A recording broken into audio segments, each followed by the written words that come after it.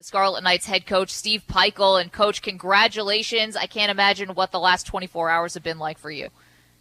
Maggie, appreciate you having me on. Certainly been an exciting last 24 hours.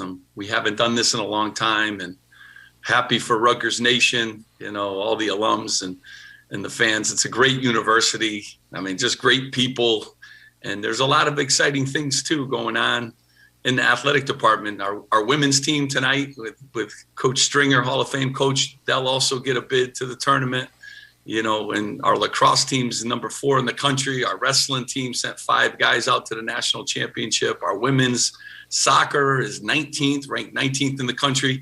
A lot of good things going on, at Rutgers, and happy to be a part of it, and certainly happy to be playing in a tournament that decides who the national champion is in basketball. No, well deserved. And Coach, I'm sure the kids are absolutely ecstatic, rightfully so. It's a great bunch of kids that you have playing for the program. Have you taken a second to think, all the work, not just yourself, but everyone, to get this program where it is right now? And this is obviously where you want to remain, where you want to stay as being a force in the Big Ten? You really think about this, and I've been 5-year journey, and you start by thanking your staff. They came on the journey before. We didn't have a lot of things, a lot of tradition. We were picked last in the Big Ten, 14th place. And Brandon Knight jumped on board, and Carl Hobbs and Steve Hain and Shoes Vitrone, they jumped on board to fight through the challenges to try to rise up in the best league in the country. And so very thankful for them. But, Pat Hobbs, the athletic director, has a vision, and he hired me and he had the patience too. There's really no patience anymore in athletics. And in a league like this, you don't just start jumping over teams. You have Hall of Fame coaches. You have Fran McCaffrey at Iowa, Tom Izzo at Michigan State, Brad Underwood at Illinois, Wisconsin, Greg Gard. I mean, these programs have been 20 straight NCAA tournaments, 25 straight NCAA tournaments. So, you have to have some patience. And we built a new facility too. That helped a tremendous amount. But just good people at Rutgers, and I'm happy for them. And it's been a long time, and we had to hear this all last year too. So, our guys have been answering that question. Hopefully, moving forward, we don't have to answer that anymore. And some of our guys said, Coach, they hit me with, Coach, who was even president 30 years ago? To these guys, they're 19 years old, 20 years old. They think 30 years, that's like 1,000 years.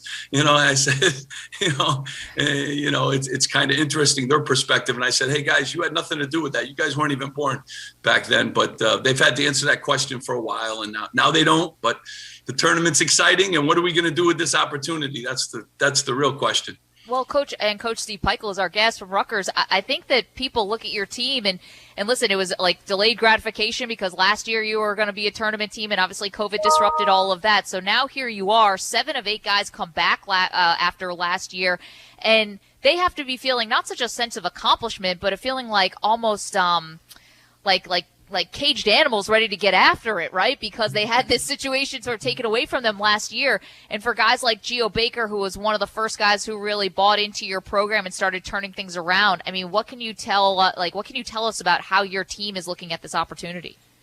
Yeah, I kind of recapped it a few days ago with the guys, and, Geo came and, year one, we were picked last and nobody was at the rack, and the gym was empty. And then year 2 and 3, we started to pack the rack and get more competitive in the league and sell out every game at home. And then this year now we got a new opponent. It wasn't just, Indiana and Michigan State. It was COVID.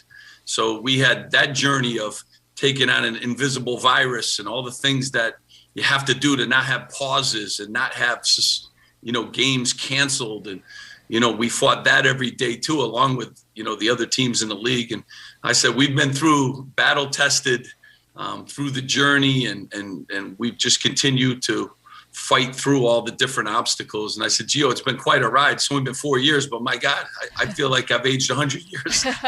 And Gio, you're a veteran now, along with Miles Johnson. They were here from day one and kind of helped us grind through all that. But I think they're excited now about this opportunity. Every team now in this tournament it won itself into this tournament. Really good basketball teams, really well coached. Now, you have to play good basketball. And I know Gio's very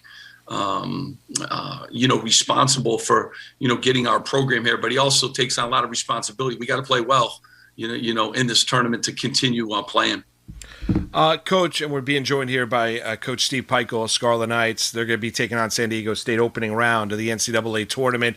Scarlet Knights coming out, getting that at-large bid coming out of the Big Ten. Amazing year, breaking that snide. Coach, I want to ask you about a couple of your other players. The impact of Ron Harper Jr. on your program.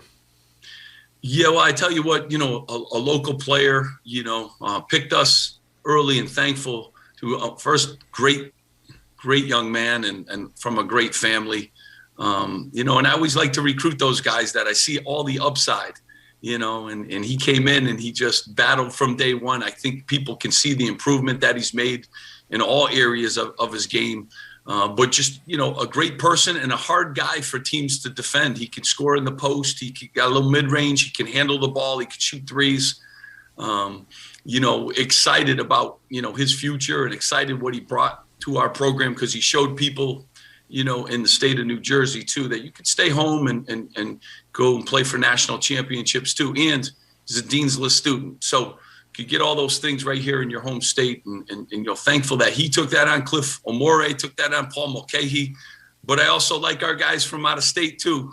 We got some really good players from California and Ohio and Florida and some different places. So got to have a mixture of both.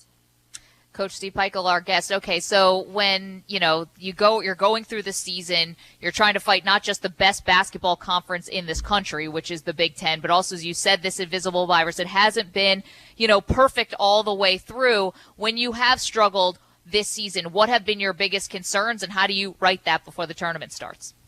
You always have concerns, and I think there were some COVID, concerns too during the year. I mean, just you're always isolated. You want your team to be a team all the time, but yet COVID's making you separate, watch films separately, go to your room by yourself, stay away from other people. They really had no distractions from basketball, which they normally do. They go to a movie, they go bowling, sure.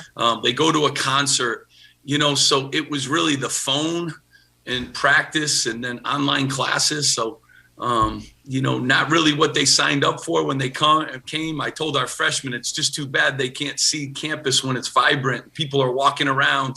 You could go to any restaurant and eat or go, this isn't what college was all about. So I think that takes a toll on teams, but our guys, did a really good job managing that. At times we've been, very good, on the basketball court. Other times we've had our struggles, and I really give some of the struggles to the other teams we played. Like I always say, everyone always looks at what you do. Well, the other team's pretty good. Like Illinois is a pretty good basketball team. Yeah. A lot of people had their struggles. And I think in a league like ours, Ohio State lost 4 games in a row. Michigan State lost 4 games in a row. We did, I think it's more a compliment to the other teams and how good this league is than it is anything that you're doing not correctly. Coach, early work here you've done on Clemson. Tell us a little bit about your first-round matchup. Clemson, a very, very good defensive team. They had some unbelievable wins, and they beat Purdue in our league, a program I have the utmost respect for and who got a really high seed. They beat Maryland, another program in our league. They beat Alabama, number 2 seed. They got really good guards, in their program. Brad has won everywhere. At Wright State, at UNC, Wilmington, at Clemson's done a really, really good job. They're elite with ball pressure. They got all league players. They can really shoot the ball. Worthy of their 7 seed for sure. And they play in a really good league too with high level competition. So we're going to have to play really good basketball, and I'm very impressed with Clemson. Coach, is it once you see the bracket unveiled, right? Are you and your staff, is it all-nighters, 24/7, the work you're now doing on Clemson? Yeah, I mean, we'll do a great job, again, my staff prepares. I'm lucky to I got veteran coaches, they're really good guys, and we'll dig into it. We do a great job preparing for basketball games. So we've been doing that, since we got the nod. Kind of know who we're playing now, and we're in quarantine right now. Hopefully sometime today we'll be out of that, and then we'll be able to start working on the court to try to implement the things that we're going to need to do in this game. Yeah, Coach, how much practice time do you anticipate you're going to have before your game against Clemson? The NCAA has done a really good job. So we're kind of locked down right now today. Once we get through this, we took our second test this morning. I think we've tested now for 115 straight days or something like that. So as soon as we come out of that, we'll be on the court. We'll be able to watch film. And we play Friday. I think it's one of the last games of the night. So we'll be able to spend time on the court. Got to take care of their bodies too. So, it's a long season. Guys are banged up. So, some rest is good too at times, but we'll begin this journey, later on tonight, and we look forward to it. Coach, and we appreciate you carving out this time for us. We know that it's a really busy time, and we're just thrilled for you. I want to ask you about another one of your players, though. You mentioned Miles Johnson, who along with Gio was kind of one of the first guys to come in really buy into what you're doing. Like, when did you realize how brilliant this guy is? He's like engineer major, internship at IBM, and also like the defensive player of the year in your league. But like, when did you realize you had a lot more than just a basketball player on your hands, that this kid was like brilliant? Great family, I tell you, and came from California, picked us because of our engineering program. He's been a Dean's List student every semester, since he's been here. And, he's another one of those kids, like I really saw his upside. His freshman year, he redshirted, and he got a lot better.